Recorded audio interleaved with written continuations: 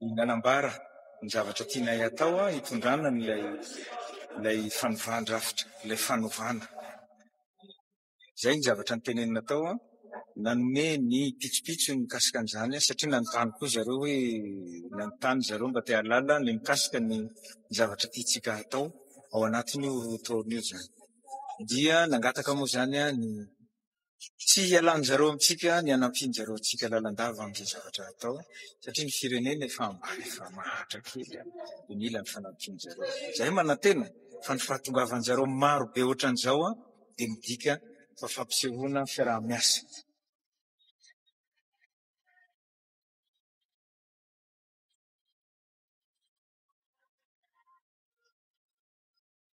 Efa miasa ao anatiny zahay zao dia raha ny fanirianay tsy tokony ohatran'ny lahady fa ankilitsika amin'ny ao ambony foana rehefa manao zavatra.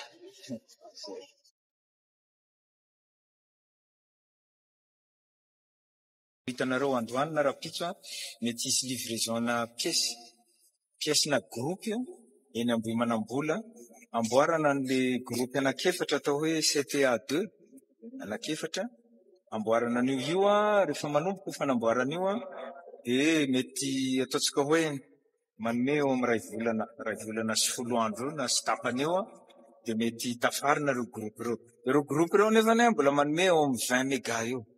Ny tsy ampy amintsika nefa hatramin'izay dia 30 méga. Azonareo le olana iainantsika reo aloha ny hita pièce valeur-na 3 milliards d'ariary eo le izy mikarokaroana etseroa amboarana ny ampianana ny délestage. Zay ny a court terme.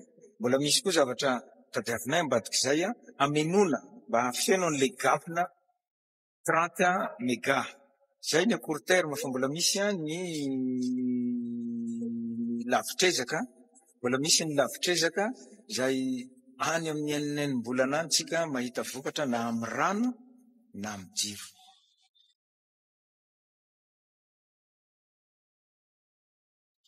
Tsika efa nisafidy aloha naraka ny lalam-pandroenana. Ny lalam-pandroenana dia nanome anay ny fahefana tamin'ny alalan'ny fitsarana avo momba ny lalam-pandroenana.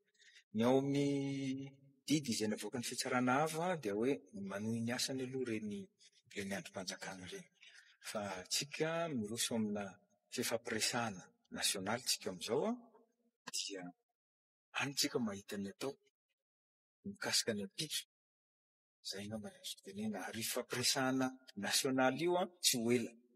Amin'ny faran'ny volana aty efa manomboka ny fifampiresahana io. Fikarakarana azy.